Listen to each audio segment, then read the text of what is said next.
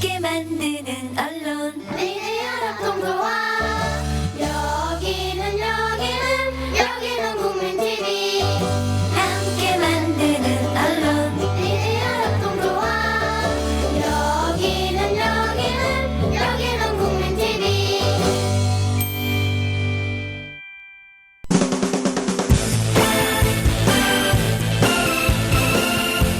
예비군 민방위 훈련장 같은 안보 특강은 가라. 여기 진짜 안보 특강이 있다. 김종대, 정욱식의 진짜 안보.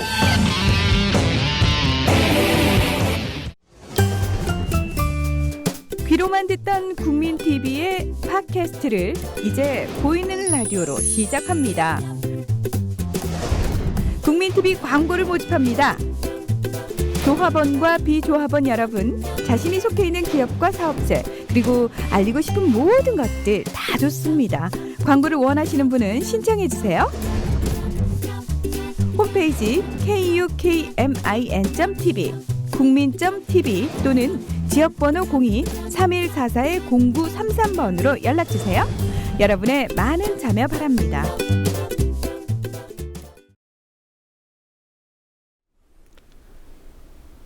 네, 김종대 정욱식의 진짜 안보 시즌2 10월 13일 방송 시작하도록 하겠습니다. 저는 진행을 맡고 있는 평화네트워크의 정욱식이고요. 오늘도 변함없이 정의당의 국방기획단장 우리 김종대 발음이 선생님, 어렵죠. 우리 김종대 단장님 나오셨습니다. 안녕하십니까, 김종대입니다. 어떻게 한 주간 안녕하셨습니까?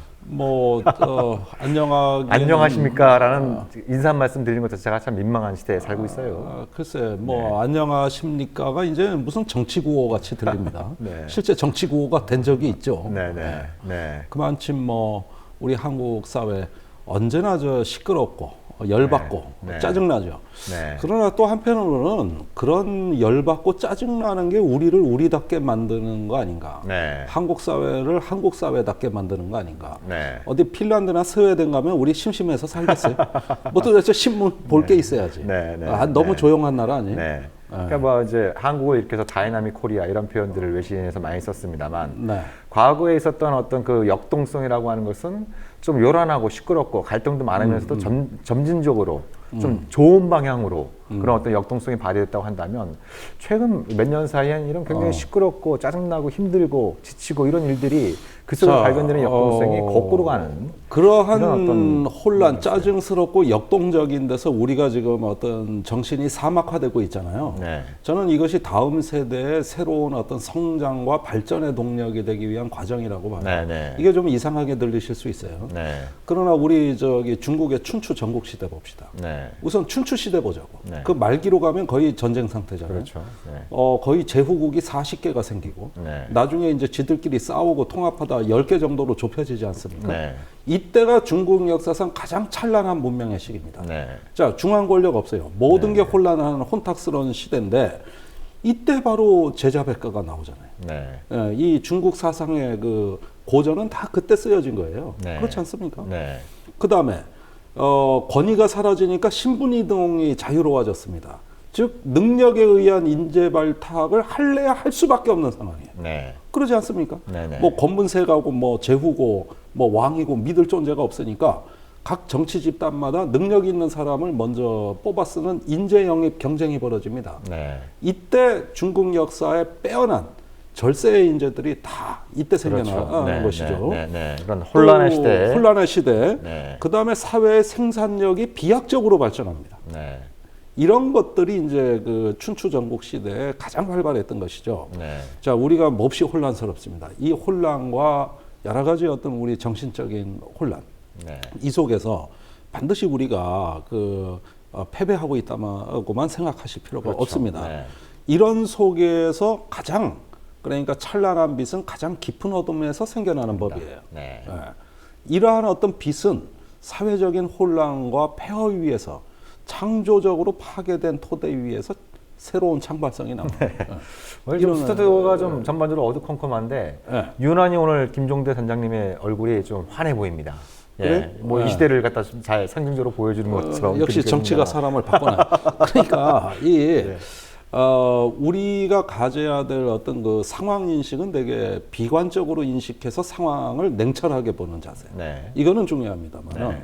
우리의 기본 멘탈리티는 우리가 낙관적 심성 속에서 네. 어떤 하나의 어떤 위기와 그 다음에 혼란의 조짐들을 긍정과 낙관 속에서 우리가 새로운 기회로 연결할 수 있는 네. 우리는 고도로 훈련된 사람이 돼야 돼요. 네. 훈련받고 자기 수련이 된 사람들이 민주주의를 할 자격이 있는 겁니다. 네. 자연 상태의 인간은 민주주의를 감당할 수가 없어요. 네, 그러니까 우리가 그 미래를 위해서 낙관적인 그런 에너지를 좀 불러일으키기 위해서라도 현실의 문제를 직시할 수 있는 그런 안목과 용기가 또 필요로 하는 그런 그렇죠. 시대에 살고 있는 만큼 우리가 또 그런 문제를 좀 오늘 좀 다뤄보려고 하는데 오늘 또 주제가 최근 그러니까 지금 남북한 사이에 그 지난 한 주 동안 좀 큰 일들이 있었어요. 네. 북한은 이제 사흘 전이죠. 10월 10일 날 조선노동당 창건 70주년 행사. 70주년 예, 열병식. 뭐 굉장히 좀 이 한국뿐만 아니라 국제사회도 이 도대체 김정은 국방위원회 제1위원장이 열병식을 통해서 뭘 선보일 것이냐 뭐 이런 것들이 상당히 관심사였고 네.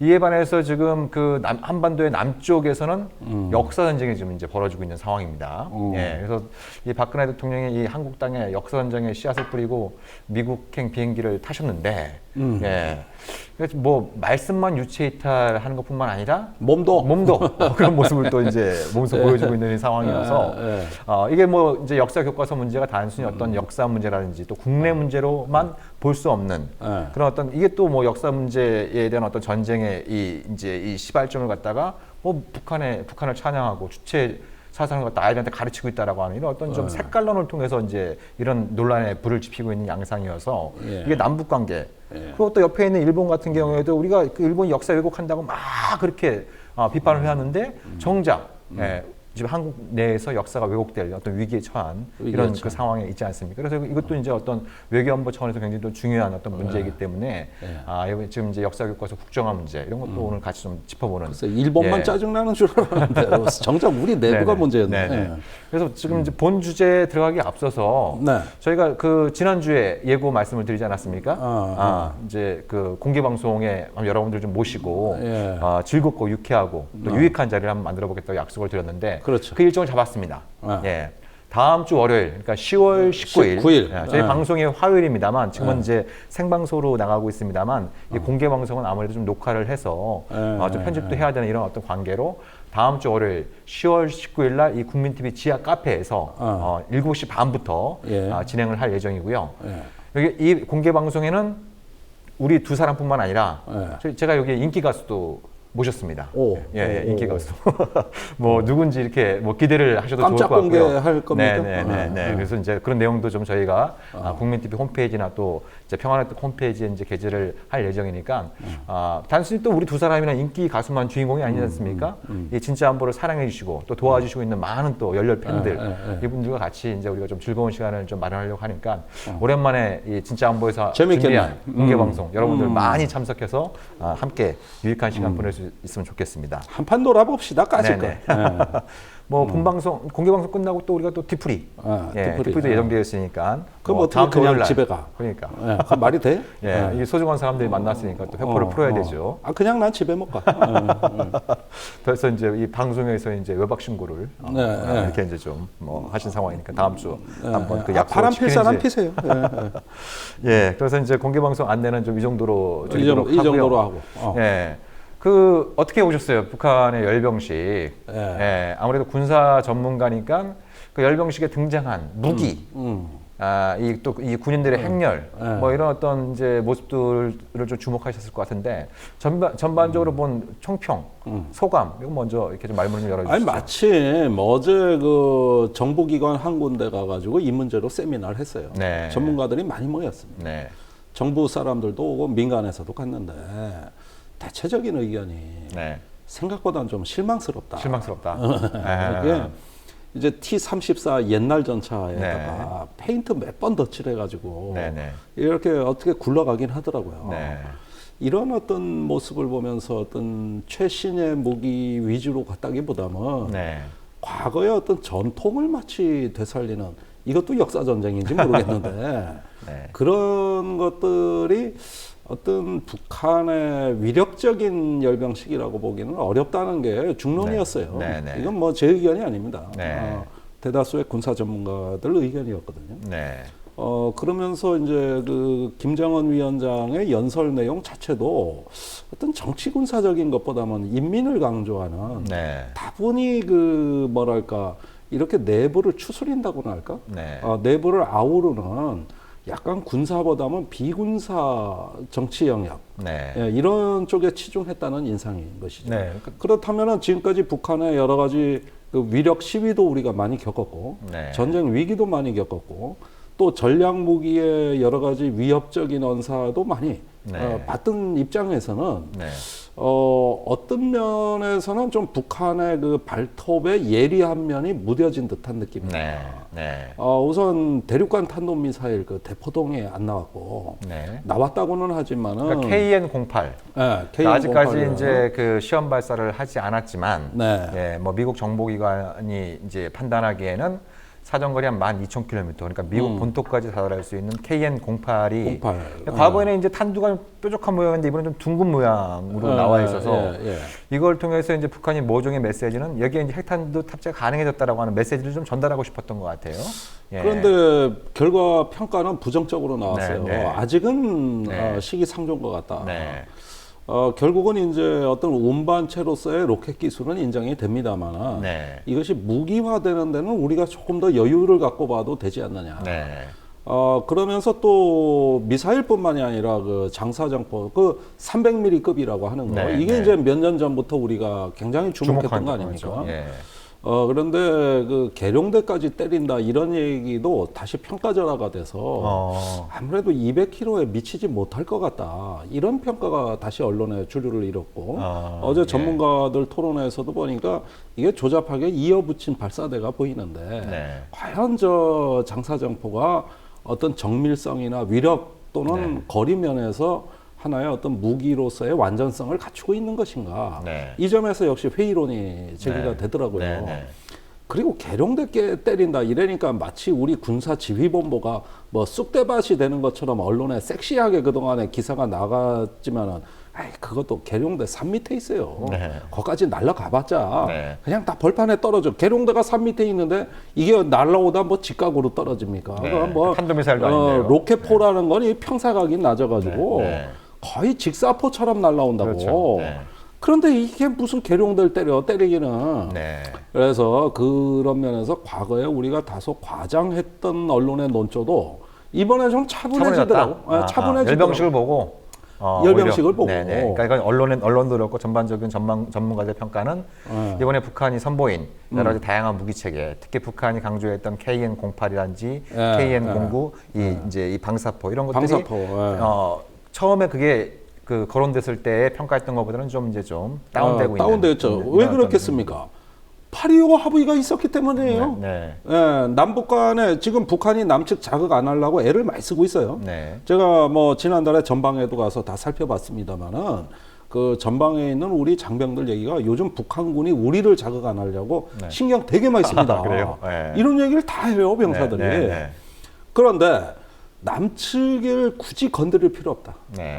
이거는 8.25 기본 합의서의 성과라고 볼 수 있는 것이죠. 네. 그래서 이번에 북한의 열병식의 전반적인 기조는 일단 8.25 합의로 남측을 관리할 수 있는 발판은 마련이 됐다. 네. 그러니까 그 발판을 딛고 이제는 미국에 대해서 네. 한번 경고를 내리고 네. 그다음에 평화협정 체결하자고 하고 네. 이렇게 강원 양면 전술로 이 열병식이 어떤 정치적 시위가 되는 거면은 족한 것이지. 네. 이걸 가지고 새로 한미를 건드려서 네. 군사적인 행동을 유발하는 또는 군사적으로 한미가 북한에 대해 다른 판단을 할 정도 수준까지는 갈 필요가 없다. 네.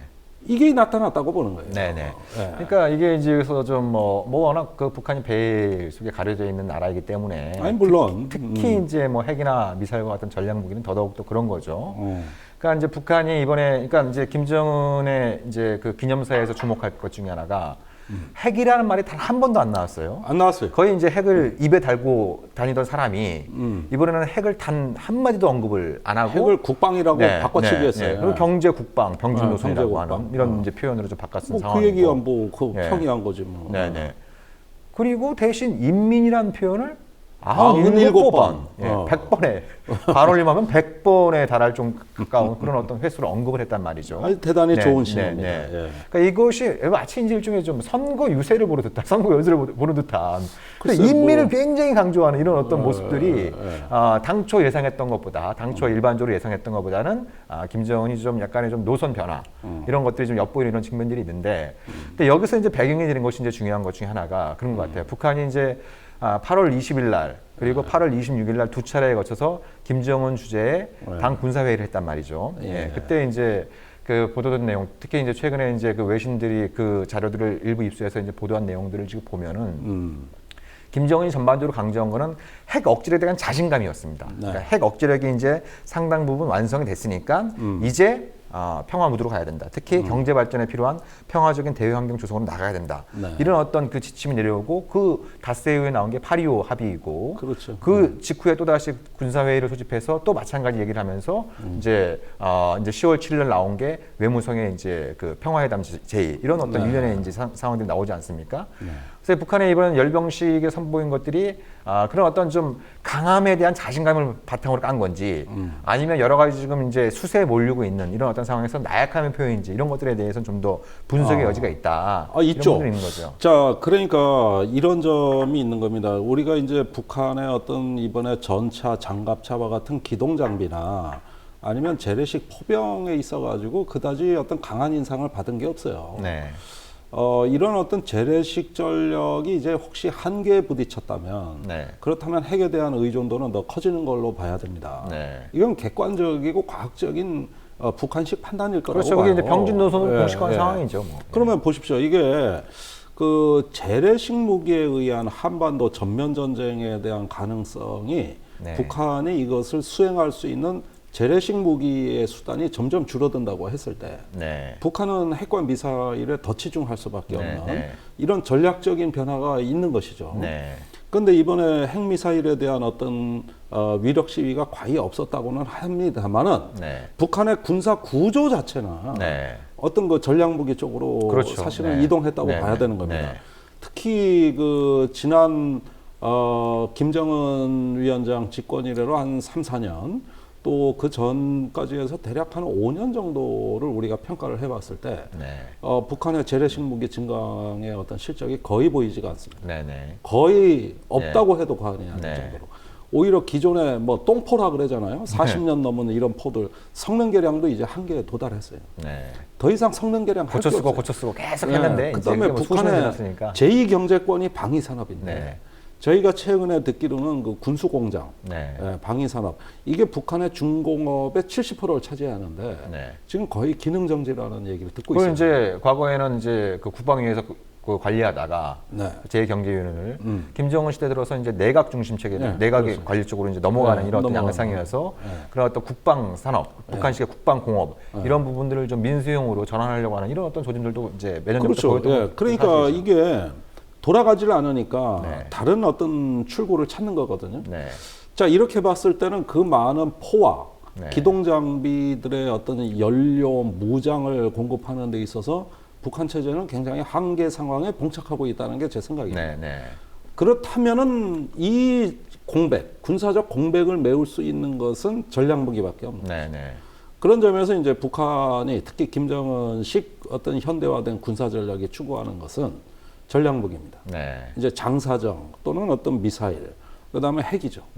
물론 이것은 우리에게 매우 좋지 않은 신호임에는 분명합니다만 이런 전략무기가 증강되는 동안에 저는 앞으로 재래식 군사적 충돌의 가능성은 상당히 줄어들 수 있다. 이거는 또 좋은 거란 말이에요. 그러니까 우리가 이제 서해 NLL이라든가 DMZ 같은 이런 비무장지대 같은 데서 어떤 그 소규모의 재래식 군사적 충돌의 가능성은 상당히 관리 가능할 수 있는 거 아니냐.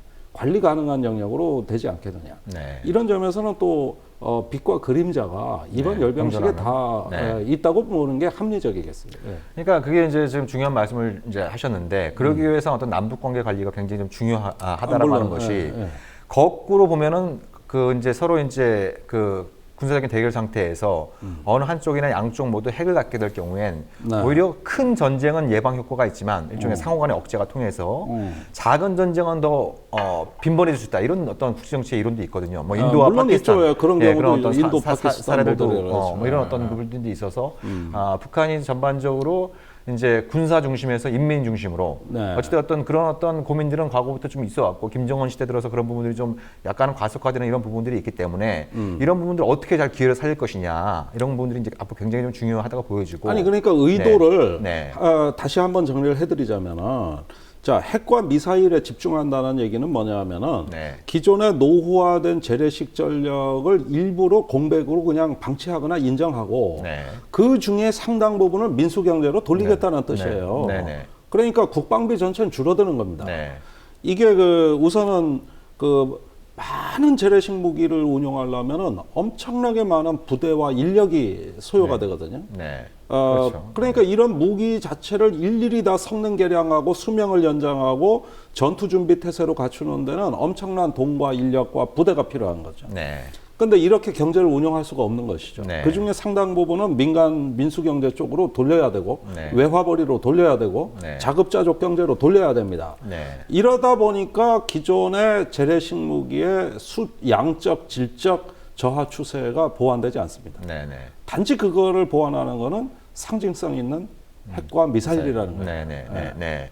그러니까 한편으로는 이게 좀 그 긍정적인 신호도 있지만 다른 한편으로는 이제 우려되는 이런 어떤 북한이 전략 무기에 의존하면 의존할수록 그것이 실제 사용 가능성도 문제가 되지만 네. 그것이 맞물리는 문제가 뭐 사드를 비롯한 MD, 한국도 뭐 핵무기를 가져야 된다, 한미일 삼각동맹으로 가야 된다 이런 어떤 좀 이제 이것이 일종의 좀 거울 영상 효과처럼 그런 상황들을 또 불러일으키기 때문에 이런 어떤 북한의 전략 무기를 앞으로 관리하는 문제도 굉장히 중요할 텐데 네. 이것과 관련해서 북한이 이제 10월 7일 날 미국의 그 평화 협정을 위한 회담을 제안하면서 유엔에서 그러니까 그 유엔에서 한번 리수용 외무상이 발표를 했고 또 이제 일주일 후에 북한 외무성이 또 다시 이제 그런 내용을 갖다 좀 더 구체화해서 발표를 했죠. 네. 여기서 어쨌든 주목되는 것 중에 하나는 평화협정 논의가 개시가 되면 미국의 안보상의 우려도 해소할 용의가 있다, 해결할 용의가 있다 이런 표현을 썼단 말이죠. 네. 그것은 이제 미국이 얘기하는 핵과 또 미사일 이런 문제도 협상 의지로 올려놓을 수 있다 이런 것들을 암시한 부분이어서 어떻게 보면 지금 한반도의 상황이 그러니까 지금 이제 굉장히 우려됐던 것이 북한이 10월 12일 즈음에서 축포를 쏘아올 거다. 북한이 주장하는 인공위성, 국제사회에서 이건 인공위성의 탈을 쓴 탄도미사일로 규정하는 장거리 로켓을 쏘아올 것이다라고 하는 그런 어떤 예상들이 많이 있었는데 보기 좋게 그게 빗나갔단 말이죠. 네. 이런 어떤 상황들을 앞으로 어떻게 관리할 것이냐, 이런 상황에서 어떻게 이제 돌파구를 만들어낼 것이냐 이런 부분들이 굉장히 좀 중요할 텐데 저는 그런 점에서 중국의 노력이 많이 돋보였다고 생각합니다. 네. 이번엔 류완신인가요? 류윈신. 류윈신. 예. 이름도 어려워. 하여간 그러니까 중국 공산당 서열 넘버 5죠. 넘버 5. 네. 예, 상무위원이죠. 네네. 이 양반이 이제 그 주석단에 와가지고 상당히 우위를 과시하고 하면서 상당히 북한을 어루만졌다고 저는 생각합니다. 네. 그러니까 일종의 북한 달래기. 네. 그러면서 벼랑 끝으로 가지 말고 그 벼랑 끝에 푸른 초원이 우거진 아주 그 완만한 언덕이 있으니 그리로 가자. 네. 왜 벼랑 끝으로 가냐. 네. 이렇게 좀 해가지고 옆구리를 살살 긁어댄 것 같아요. 네. 그러니까 이제 그런 것들이 이제 북한은 간절히 기다려온 네. 중국 쪽에서 북한을 중시해 주기를 바라는 걸로 지금까지 토라져 있었는데 네. 조금 화가 풀린 거예요. 네. 조금 봄날에 봄볕에 잔설이 녹듯이 네. 조금 마음이 응어리진 게 약간 풀어진 거라고. 네. 그러면서 중국이 불쾌하지 않도록 관리를 잘 해준 겁니다. 네. 이런 식으로 해가지고 이번에 그 중국 내에서 북한을 비방하는 여론이 안 나오도록 네. 중국 정부가 또 나서서 관리까지 한 것이고. 그러니까 얼마 전까지만 하더라도 이제 그 중국말로 그 진산방즈 이렇게 해서 이게 이제 김씨 3대 왕조들이 그 뚱보들이다. 이런 어떤 표현들이 이제 뭐 바이두라든지 웨이보, 그러니까 이제 그 중국의 SNS 망에서 굉장히 많이들 검색이 됐었는데 어제부터인가 그 검색어를 쳐보면 한 건도 검색이 안 된다는 겁니다. 아, 다 막아버렸구나. 이제 중국 당국에서 다 막아버렸다라고 하는 것이고, 동시에 이제 그 황구15 사설에서도 북한을 지나치게 조롱하는 건 우리한테도 득될 게 없다. 이런 식의 어떤 또 이제 사설 내용이 있는 걸 봐서는 관리한 당국에서 것이죠. 그래서 이제 이것도 이제 그 시진핑 체제도 북한과의 관계 개선을 한번 본격적으로 모색하겠다라고 하는 이런 어떤 그 뉘앙스가 좀 풍겨서 이제 북중 관계도 일종의 시즌 2가 시작될 그런 어떤 조짐들도 아울러 보이는 것 같아요. 그렇구만. 네네. 아니 8.25 합의 때 우리가 미국, 중국과 같은 강대국 정치가 어떤 긴장과 대결보다는 한반도 안정 쪽으로 강한 압력을 행사하는 이런 평화의 압력으로 이번에 강대국 정치가 작동을 했던 건 사실 아닙니까? 그로부터 지금 2달이 지난 거거든요.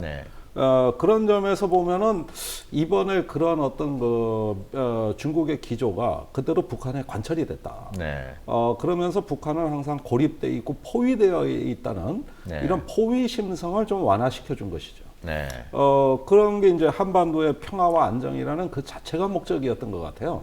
어떤 뭐 다시 북중 관계를 강화한다, 동맹의 수준을 높인다, 뭐 이런 식의 어떤 그 해석보다는 중국 자신이 바로 중국의 대문 앞이라고 할 수 있는 한반도에서 더 이상 어떤 분쟁, 어떤 군사적 긴장 이런 부분에 대한 걸 용납하지 않겠다는 이런 어떤 의사 표시가 된 거라고 생각을 하고 그것은 북한이 포위되어 있는 심성을 완화시켜주고 관리해줌으로써 다소 그 어떤 그 군사적 긴장을 관리하고 통제할 수 있는 것이다. 이렇게 본 것이죠. 그렇죠. 그러니까 이제 그래서 이거 좀 한반도 정세와 관련해서 이제 주목되는 일정이 10월 16일로 예정된 박근혜와 오바마의 정상회담. 이게 상당히 좀 주목이 됩니다. 그러니까 여기서 일종의 이제 정상회담을 앞두고 김정은은 신호를 보낸 거 아니겠습니까? 이제 본격적으로 회담하자. 이제 평화협정 체결을 위한 회담을 하자라고 제안을 했고, 그 회담이 개시가 되면은 이제 한반도의 안정과 평화뿐만 아니라 미국이 우려하는 안보적인 우려도 논의할 의사가 있다라고 이제 표현을 한 상황인데. 이게 이제 여기서 조금 어려울 수 있는 문제가 과연 그 김정은이 내민 손을 박근혜와 오바마가 잡아줄 것이냐. 이게 이제 굉장히 중요한 관건일 것 같아요. 그래서 이건 뭐 좀 더 그 두고 봐야 되는 문제이고. 저는 쉽지는 않을 거라고 봅니다. 그렇게 쉽게 손잡아줄 것 같지는 않아요. 어느 한쪽이 손잡아도 다른 한쪽이 말릴 것 같아요. 한미 간에는. 그런데 이런 어떤 그 북한이 최근에 와가지고 거의 뭐 보면은 좀 저자세라고 할 정도로 자꾸 어떨 때는 이 남측과 미국을 상대로 해가지고 아주 인내심 있는 대화 기조를 지금 이어가고 있단 말이에요. 그런데 이런 상황이 혹시 북한이 다른核심이 있거나 아니면 다른 식으로 뒤통수 치기 위해서 저 기만적인 전술 아니냐 이런 의심을 박근혜 정부는 항상 갖고 있기 때문에 선뜻 그것을 잡지도 못하고 뿌리치도 못하는 거예요. 이게 어정쩡한 8.25 합의에 그래도 우리가 좀 아쉽지만은 중간 정도의 성과라고 볼 수 있는 겁니다. 좀 미국도 마찬가지일 거라고 봐요. 그렇다면 오바마 대통령이 박근혜 대통령을 만났을 때 미국도 여러 가지 어떤 고려를 하고 있고 북한하고의 관계를 고민하고 있으니 남측이 조금 더 적극적으로 나서서 저번에 미 국무부가 대화를 촉구했지 않느냐. 한국이 좀 주도적으로 대화와 협력을 풀면은 우리가 정말 아낌없이 백업을 해주겠다. 좀 이렇게 얘기하고 박근혜 대통령은 난 그 말을 믿고 돌아가는 즉시 이제 한반도의 어떤 그 통일 대박, 평화 정착 이런 걸 위해 가지고 내가 역사적인 일을 한번 해보겠다. 좀 이렇게 아싸란 대화를 해주면은 그렇죠. 그런 미래지향적인 역사관을 참 가져주시면 쌍술 들고 환영할 텐데 과거 퇴행적인 역사관으로 지금 흐르고 있어가지고 이게 참 걱정이란 말이죠. 그래서 이제 우리가 이제 그 역사 교과서 국정원 문제로 이제 자연스럽게 넘어가게 되는데 그 전에 앞서 이제 좀 그 드리고 싶은 말씀 중에 하나는 어찌됐든 그 정전협정을 평화협정으로 대체하기 위한 평화회담은 2005년 채택된 9.19 공동성명의 아주 중요한 합의사항입니다. 합의사항이죠. 근데 이게 10년이 넘도록 6자 간의 합의한 거야. 6자 회담에서. 그래서 이게 뭐 3자 갈 거냐 4자 갈 거냐 논란도 많았습니다만 남북 미중 4자가 하자 이것도 정리가 됐어요. 정리된 거예요. 근데 10년이 지나도록 단 한 번도 이 평화회담이 열리지 않았다는 겁니다. 아니 그 10년 사이에 정 대표도 잘 알겠지만은 우리가 뭐 각종 공안 사건에 좀 재판 네. 같은데 자주 가보잖아요. 예. 뭐 증인도 쓰러 가고 한단 말이에요. 네. 그러면 검찰이 꼭 묻는 게 있어요. 네. 평화협정 주장을 왜 했냐는 거죠. 네. 네. 이게 북한식의 한반도 공산화 전략의 핵심이 네, 네. 북한의 평화협정 제안이라는 거예요. 네, 네. 이게 미군 철수시키기 위한 음모라는 네, 것이죠. 네, 네, 네. 그렇죠. 자, 그런데 제가 이제 주장하는 것은 방금 말씀하신 대로 평화협정, 평화체제 문제는 우리 국제적 합의 사항입니다. 그러니까 육자회담뿐만 아니라 합의사항. 육자회담뿐만 아니라 노무현 정부 때는 노무현 대통령과 조지 W 부시 대통령 사이에 한미 간의 합의사항이에요. 한미 간의 합의사항이다. 그러면 검찰이 평화협정을 주장했다 그래서 이게 국가보안법 위반 소지가 있다. 그러면 미국 대통령도 기소하라는 거예요. 아, 그러니까 그건 80년대 얘기예요. 예, 80년대. 예. 그러는데 그게 미군 철수를 위한 거라 그러지만은 내가 이제 그럴 때 뭐 조목조목 따지잖아요. 네. 이런 것도 있고 저런 것도 있고 뭐가 이게 북한식 전술이고 네. 그럼 전 세계 전쟁을 정리하는 나라 중에 평화협정을 안 한 나라가 어디가 있고 해가지고 네. 막 떠드니까 이제 검사가 변명을 해. 아이고 오해하지 마시라고. 우리도 평화협정이라는 게 가치 중립적인 개념이라는 걸 잘 안 돼. 그래가지고 또 떠 있다. 잘 알면서 왜 물어? 꼭 내가 입 아프게 설명해야 되겠어요? 예. 이러다가 검사하고 싸우다가 네. 나중에 내가 열받아가지고 재판장 보고 저렇게 무지몽매한 사람들, 몰라도 분수가 있지. 이 얘기를 하니까 변호사가 더 떨더라고. 아니. 너무 또 과하게 이제 과하게. 검사를 나무랬다가 이제 검사를 나무랬다가. 근데 아니, 요즘 이런 말 해도 까딱 없거든요. 네, 네. 우리 법치주의 사회예요. 아무리 네, 그래도. 네, 네. 그런데 거 가서 왜 할 말 못해? 평화협정이라는 거는 가치 중립적인 개념입니다. 네. 그 다음에 미군 철수 얘기도 자꾸 하는데 그거 옛날에 다 정리된 얘기예요. 네. 김정일 위원장이 통일 후에도 미군 주둔할 수 있는 거 용인하겠다 그랬고 네. 그래서 이 평화협정과 미군 철수를 그렇게 강력히 연계시킨 적이 없어요. 그 이후로. 그러니까 별로 없다고. 평화협정 체결이 미군 철수를 의도한 것이라고 한다면 그러면 노무현 대통령뿐만 아니라 조지 W 부시도 북한의 기만 전술에 말려들었다는 얘기 아니에요? 말려들었다는 예, 얘기예요. 세계 강대국들이라고 할 수 있는 북한을 제외하고는 육자회담에 뭐 세계 그 탑 10 안에 다 들어와 있는 나라들이 다 그런 세계적인 강대국들이 다 북한의 기만 전술에 다 넘어갔다는 거 아니에요? 그래요. 예. 이게 도대체 그러면 이 북한이라는 나라가 이게 전지전능한 나라도 아니고. 그러니까 여러분들이 아셔야 될 거는 자, 이 평화협정 체결이 한반도 그 평화체제의 시작이냐 아니면 평화체제 구축의 결과로서의 평화협정이냐 네. 이런 속도의 차이는 있는 겁니다. 그렇죠. 네. 사실은 꼭 평화협정이 있어야 평화체제가 된다고도 저는 그렇게 경직된 태도에도 반대입니다. 네. 중요한 건 형식보다는 내용인 거니까. 내용인 것이지. 네. 그러나 평화협정이라는 걸 궁극적 가치로 우리가 설정을 해놓는다면은 그게 뭡니까? 상호 불가침 평화 조약 아닙니까? 그렇죠. 이런 북한한테만 어떤 좋은 것이 아니라 그렇죠. 그렇죠. 우리한테도 더욱 좋은 거고. 이런 네. 정전협정 체제가 이제 해방이 되고 졸업을 하는 거거든요. 네. 제가 한 가지 말씀드릴 게 있어요. 뭐죠? 우리가 한중 관계를 얘기하는데 그 전문가들 사이에서 가장 얘기되는 큰 사건. 제가 중국에 2번 갈 때마다 인사를 받은 건 뭐냐면은 우리 중국군 유해 송환입니다. 네네. 예, 작년 3월, 올해 3월 2번 중국에 우리가 한국 전쟁 당시에 중국군의 유해를 네. 송환해 줬어요. 네. 이게 중국 대륙 전체를 뿅 가게 만들었습니다. 네. 제가 갈 때마다 이걸로 인사받고 술 얻어먹을 정도로 중국이 정말 한국 정부에 감사하다고 얘기하는 거예요. 네. 박근혜 대통령이 참 잘한 거예요. 네. 그래가지고 나는 기분이 좋았지. 그 국내에 와서 이건 내막이 어떻게 된 건가 취재를 해봤단 말이에요. 국내 언론엔 거의 안 났더라고. 네. 그랬더니 놀라운 사실이 거기서 나옵니다. 네. 뭐가 나오느냐?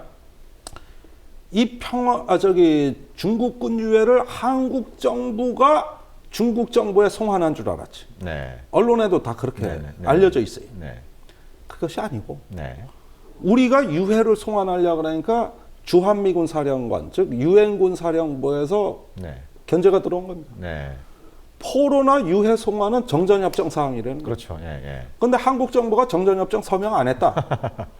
네. 무슨 권한으로 네. 중국군 유해를 마음대로 발굴해서 송환하냐. 네. 이래가지고 유엔 사령부하고 이 문제가 어떻게 절충이 됐느냐. 유엔 사령부 이름으로 송환하는 걸로 하고 네. 단지 그 대행만 한국 정부가 한다. 이렇게 합의가 된 거예요. 네. 그래서 결국은 한국 정부가 송환한 게 아니고 유엔사가 한 걸로. 유엔사가 한 걸로 정리를 하고 대신 네. 사람만 한국 사람이 나간 겁니다. 네. 그러면은 권한이 없었다는 거예요. 그렇죠. 그러면은 이런 사소한 문제처럼 보이지만 이게 통일 과정으로 아마 확장된다고 생각해 보십시오. 아유, 통일 과정으로 갔을 때 이 네. 정전협정 상태에서 통일을 한다고 했을 때, 에? 우리가 정전협정 당사자가 아니니까 이 한반도 38선 이북의 그 한반도에 대해서는 우리가 국제법적으로 권한도 없고 정전협정 서명국도 아니고 전시작전권도 안 가진 이런 취약한 국가 같지도 않은 국가 한국이 통일의 주도권을 행사하겠다 하면 갖가지 견제가 주변국으로부터 다 들어올 수 있죠. 니들은 네. 당사자가 아니야. 네. 그런 것들이 중국으로부터 들어오고 미국으로부터 들어오고. 네. 그러면 통일 대박 시대, 통일 시대와 민족 자존, 우리가 이제 한반도의 주인이 되기 위해서는 뭘 해야 되느냐? 우리가 당사자가 돼야 되는 겁니다. 네. 당사자의 입장에서 한반도의 위기 관리 구조, 평화 구조를 결정하는 우리가 당당한 주역으로 참여해야 되겠다. 네. 참여해야 되겠다. 이걸로서 법적인 정리를 다 끝내놔야 우리가 통일을 준비하는 국가의 국가적 취약성을 초월하고 극복할 수 있는. 네. 그렇죠. 그러면은 이게 지극히 당연한 비정상을 정상으로 돌리자는 게 평화협정이에요. 네, 그럼요. 이게 어떻게 주한미군 철수시키기 위한 음모입니까 이게? 그러니까 이게 참 그 시대는 좀 하루가 다르게 빨리 우리 번영하고 맘대로 있는데 유해 송환도 못하고 예, 여전히, 우리 맘대로 철도도로 연결도 못하고 다 유엔사 승인 받아야 돼. 그러니까 이 공안 아무것도 세력의 못해, 사고방식은, 아무것도. 예, 다시 이제 뭐 80년대로 돌아간 거고 어. 사고방식만 돌아가니까 이게 좀 허전했는지 외로웠는지 이제 어. 역사까지 역사까지 역사까지. 이제 과거로 다시 회귀시키려고 하는 어. 정확히 73년도에 박정희가 했던 역사교과서 국정화가 2015년 21세기하고도 15년이 지난 오늘날 이게 다시 좀 시도가 되고 있는 이런 어떤 상황이에요. 그래서 우리가 뭐 다양한 해석을 좀 내놓을 수는 있겠지만 또 이게 좀 초기 남다른 우리 김종대 단장님께서 보시기에는 왜 이렇게 집착하는 것 같아요? 이 역사교과서 국정화에 왜 이렇게 집중하는 것 같아요? 아주 지랄 연병을 합니다. 예. 이제 와서 이거 아주 국민 분열의 가장 휘발성 높은 주제가 그러니까, 나왔어요. 예. 예. 사실은 우리 개혁 평화 민주 세력 진영에서도 이건 절대로 질래야 질 수 없는 네. 져서는 안 되는 싸움을 네. 박근혜 대통령이 도전장을 낸 거예요. 네. 예. 어? 그러니까 싸움 붙여놓고 자기는 이제 떠난 상황인데. 떠났지. 원래 그런 거 잘해. 네. 남볼랑하고 가 어디로. 네. 그러다 아주 여야 간에 선열이 낭자한 피바다가 벌어진 그때 나와가지고 지가 정리 다 하고. 네. 꼭 이런 식으로 네. 치고 빠지는 전술, 아주 공산주의 전술이죠. 네. 이런 걸 잘해, 박근혜 대통령이.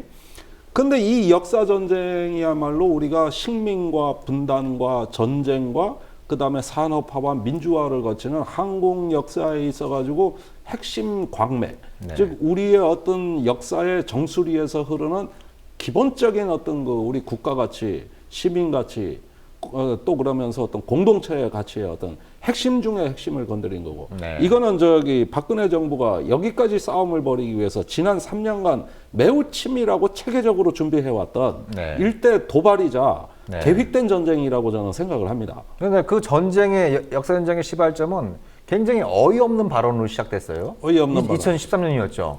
그러니까 뭐 여론조사를 해보니까 그 초중고등학교 학생들 중에 유교가 북침으로 알고 있는 북침으로 알고 있는 학생들 비율이 꽤 나온 게 있으니까 이게 그렇죠. 역사 교과서 때문이다. 역사 교과서 이렇게 때문에. 대통령이 또 일성을 내뱉지 않았습니까? 그렇죠. 그래서 이제 막 이제 역사 교과서 바꿔야 된다. 그래서 교사와 학생을 다 병신으로 만든 거예요. 근데 아니, 무슨 지금도 물어보면 그렇죠. 지금도 물어보면 그러니까 우리가 북침이다 남침이다 그러면 예를 들면 남침이다 그러면 이게 남한이 침략을 했다는 건지 북한이 남쪽으로 침략을 했다는 건지 이게 헷갈릴 수 있는 거거든요. 주어와 목적어의 그러니까요. 혼동이죠. 그럴 수 있는 건데 이게 마치 이제 일부 역사 교과서가 남침을 북침으로 왜곡한 것처럼 그렇게 막 여러 몰이를 했다가 그러다 이제 참 이 대통령께서 이제 외국어를 너무 즐겨하시는 바람에 이게 한글 해독에도 이제 한글을 독해에도 문제가 있는 게 아니냐 이런 또 이제 그게 첫 번째 지랄 연병입니다. 네. 그래가지고 학교를 초토화 아주 대란으로 밀어넣었어요. 네. 교육청에서 학교로 매일 공문 내려와. 설문조사해라, 재교육 시켜라. 그 다음에 다시 결과 보고해라. 교사들이 아주 그냥 쎄 빠지게 고생합니다. 네. 학생들은 이게 뭔지를 알아? 그걸 어떻게 알아? 영문도 모르고 매일 어떤 교육 편성이 되고 아주 교육 현장에서 대란이 일어나요. 대란이. 네.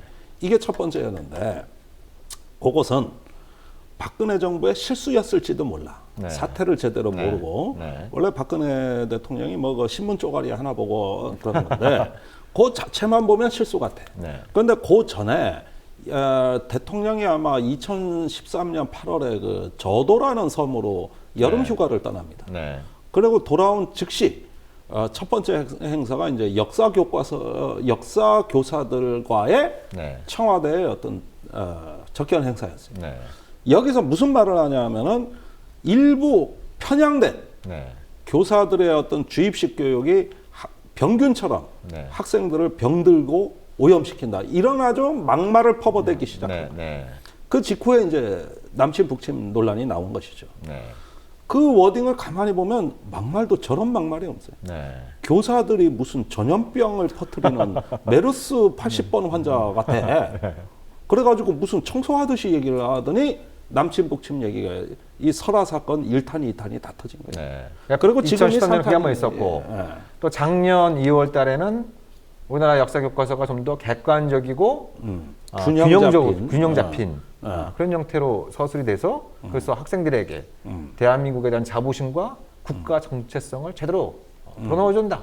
이게 일종의 이제 가이드라인을 제시를 했죠. 예, 예. 그리고 이제 이번에 이제 본격적으로 이제 이 칼을 뽑아든 이런 어떤 그 상황에 있는데, 그러니까 그 뭐 이제 그 부친께서 그 한국 근현대사의 그 두 가지 큰 어둠이라고 할 수 있는 친일과 독재 이걸 다 한 몸으로 안고 있는 분이시잖아요.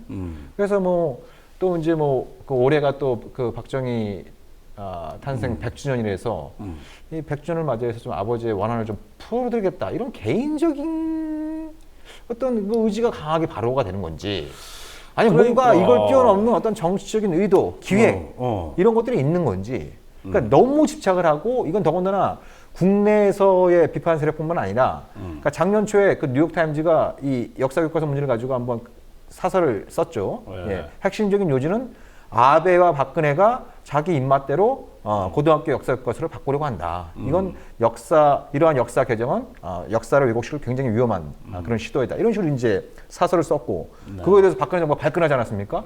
아니 나를 인간 말종인 아베하고 동급으로 취급해? 예. 그래서 막 교육부도 막 성명 내고 외교부도 성명 내고 막 그러지 않았습니까? 예.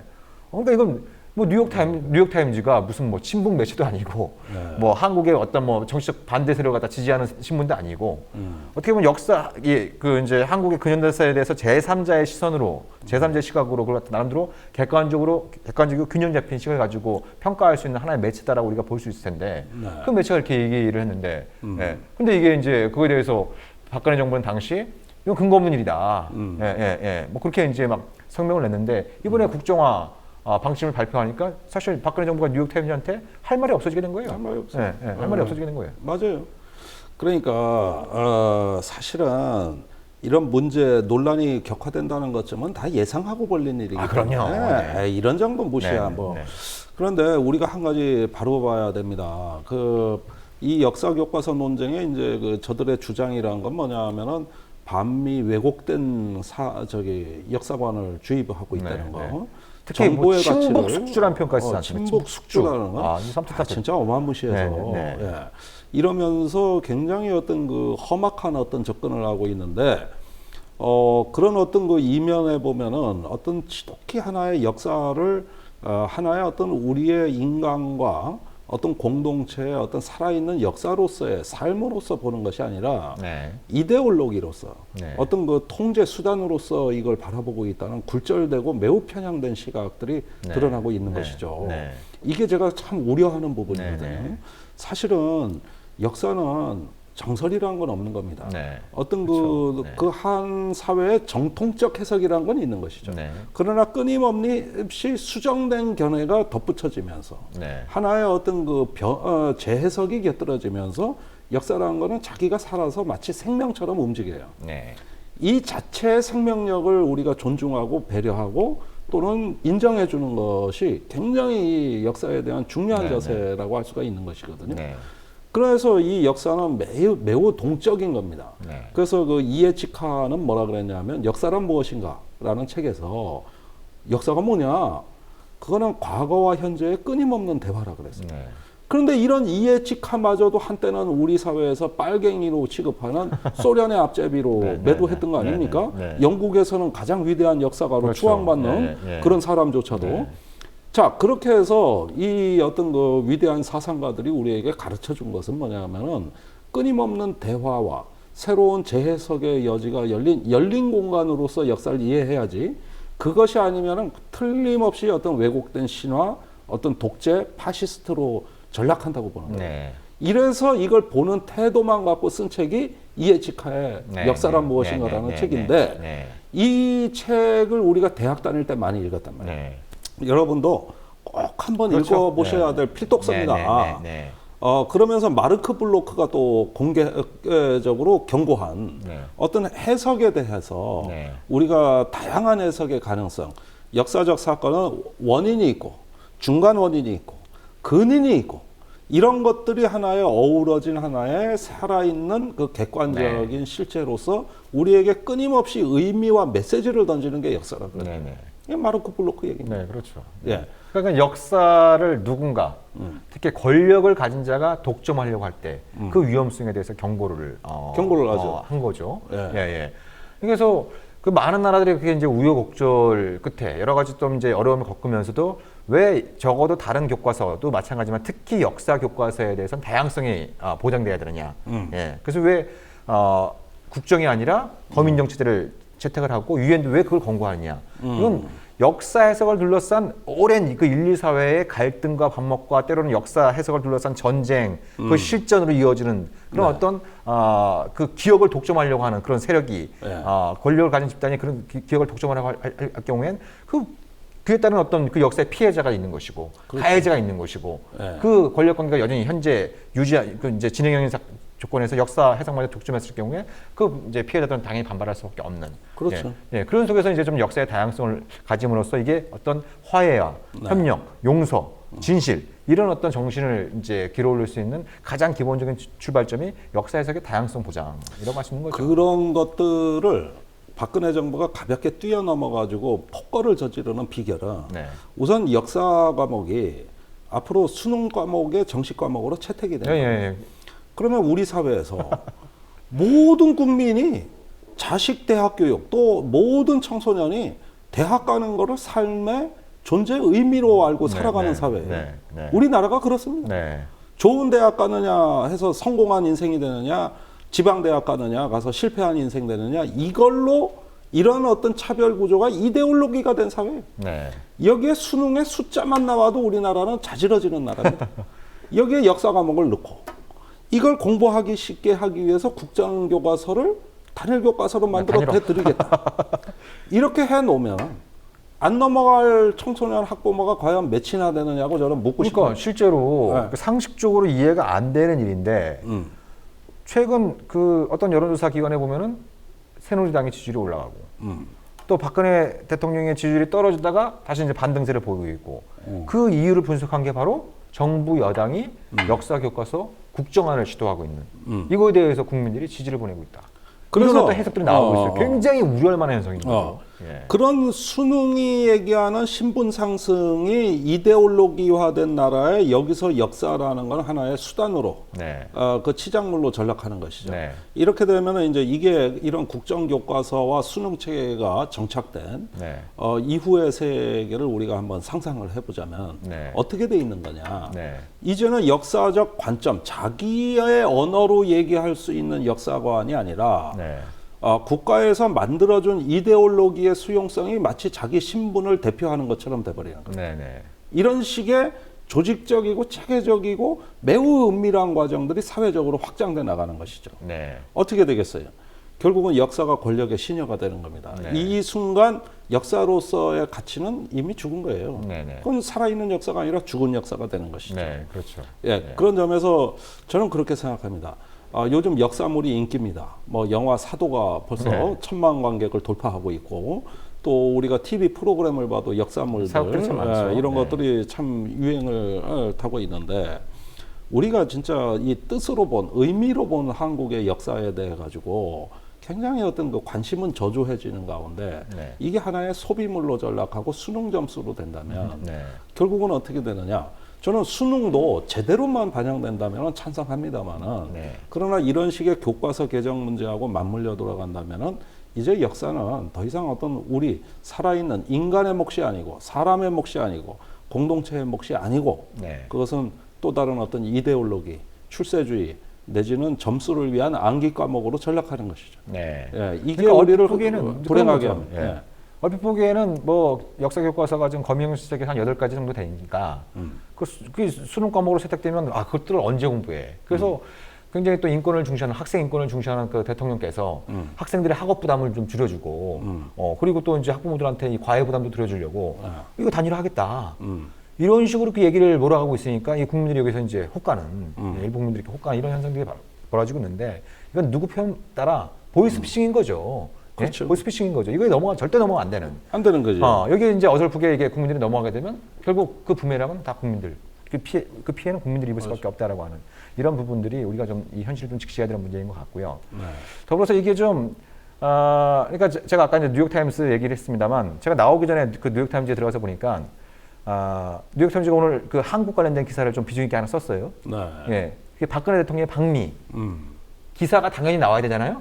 그 얘기는 한 마디도 없고 한국의 역사 교과서 논란을 아주 비중 있게 보도하면서 그러면서 한국의 보수적인 정권이 권위주의 시대의 역사 교육으로 회귀하고 있다고 하는 그런 비판을 초래하고 있다. 이렇게 좀 나오고 있어요. 예. 그러니까 뉴욕타임즈가 이제 작년 초에도 사설을 통해서 강하게 비판했고 이번에 또 스트레이트 기사로 이렇게 했는데 저는 이 박근혜 대통령이 그 미국행 비행기에서 꼭 이 신문을 한번 읽어봤으면 좋겠다. 예. 이게 과연 국내의 뭐 비박이라든지 반박이라든지, 그러니까 대통령을 별로 좋아하지 않는 사람들의 어떤 개인적인 이런 어떤 비판이 아니라 제3자의 시선으로 보기에도 굉장히 얼토당토 안 되는 그런 일이 벌어지고 있다라고 하는 것을 뉴욕타임스가 이제 경고를 하고 있는 것이고, 이제 국내에서 그런 논의로 계속 커지면 언젠가 뭐 뉴욕타임스 뭐 다른 신문들이 또 쓰겠죠. 예. 그러면 지금 그 이명박 박근혜 정부 들어서 한국의 민주주의 지수, 언론 자유 지수, 인권 지수 계속 떨어지고 있잖아요.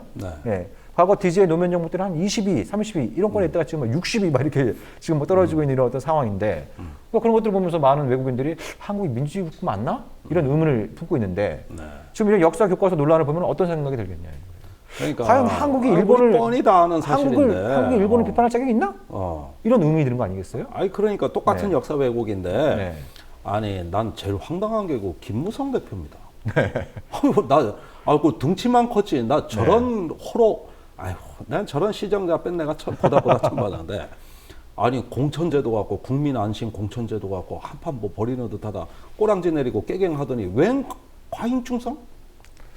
그러니까 자기가 더 앞장서? 이게 일종의 이런 이제 문제점 뻔히 다 하는 사람이 구원의 동학줄이 청와대로부터 내려온 거다. 그러니까 그래서 자기가 충성심을 과시할 절호의 찬스라는 거예요. 그러니까 역사 전쟁에 총대를 매겠다.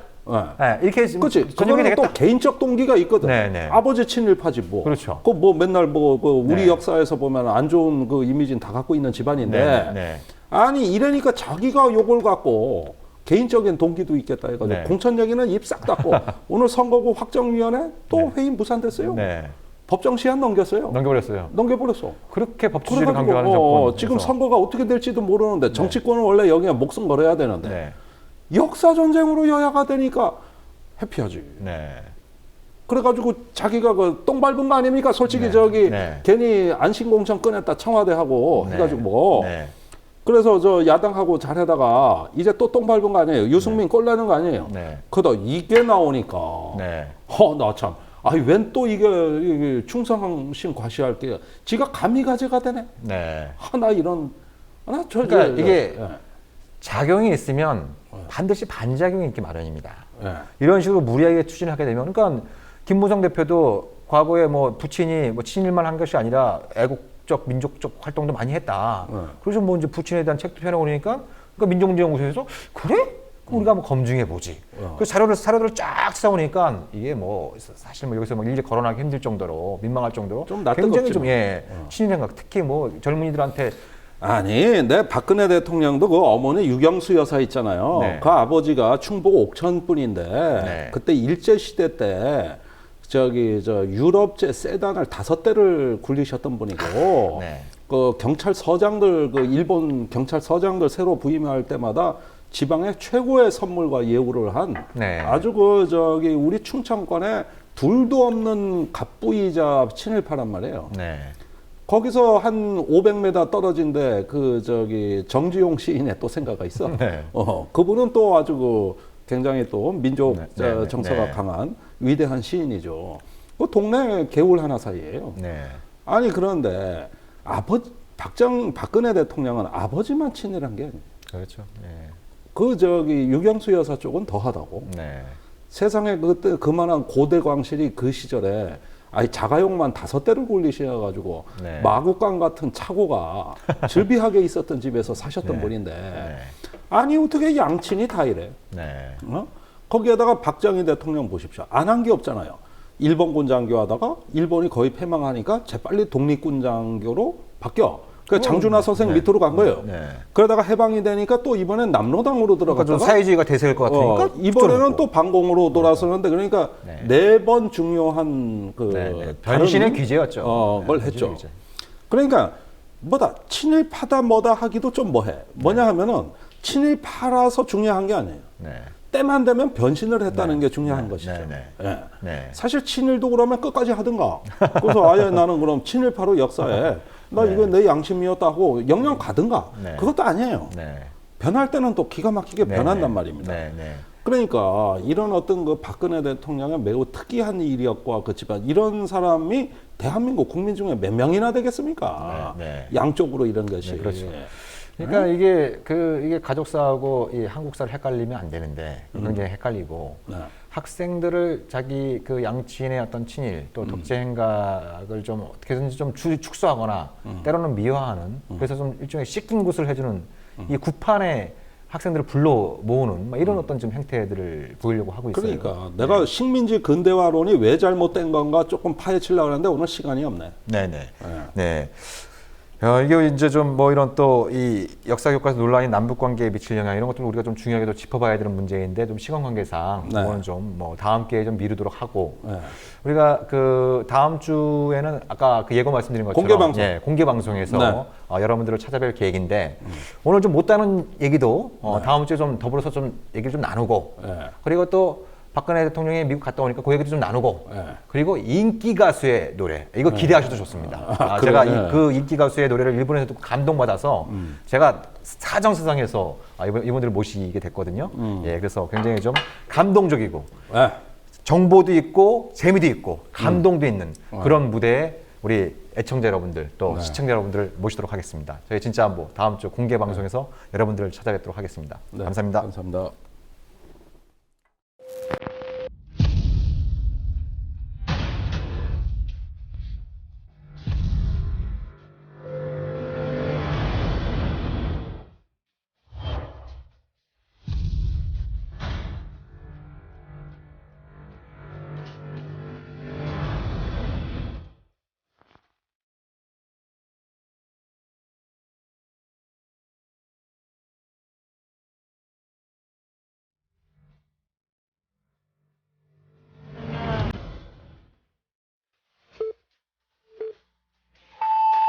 전두환 대통령은 오늘 민정당 창당 기념 박근혜 대통령이 오늘 네덜란드로 떠났습니다.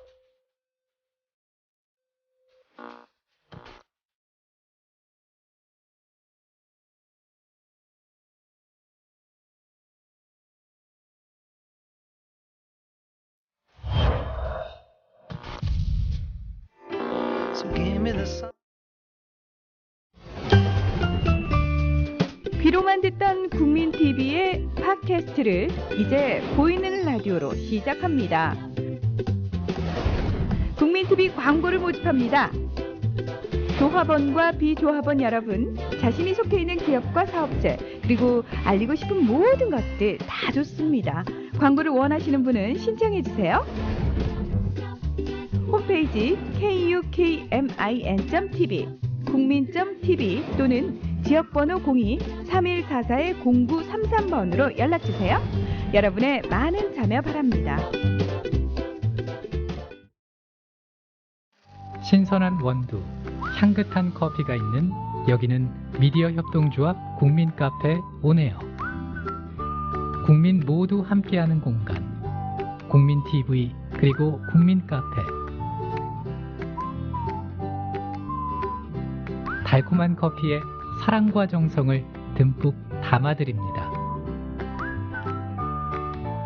향기로운 커피가 있는 곳, 자유롭게 책도 볼 수 있고 사람 향기도 느낄 수 있는 넓은 문화공간, 생생한 라이브 공연, 그리고 도심 속 작은 미술관까지. 낭만이 있고 여유를 즐길 수 있는 쉼터, 나눔과 사랑이 넘치는 카페, 국민카페 오네어.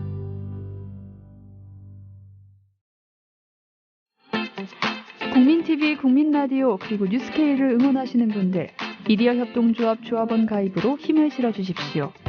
그리고 기존 조합원 분들은 월조합비 납부 신청을 해주시면 감사하겠습니다. 조합원 가입과 월조합비 납부 신청 문의는 홈페이지 국민.tv 또는 서울전화 3144-7737로 연락주시면 됩니다.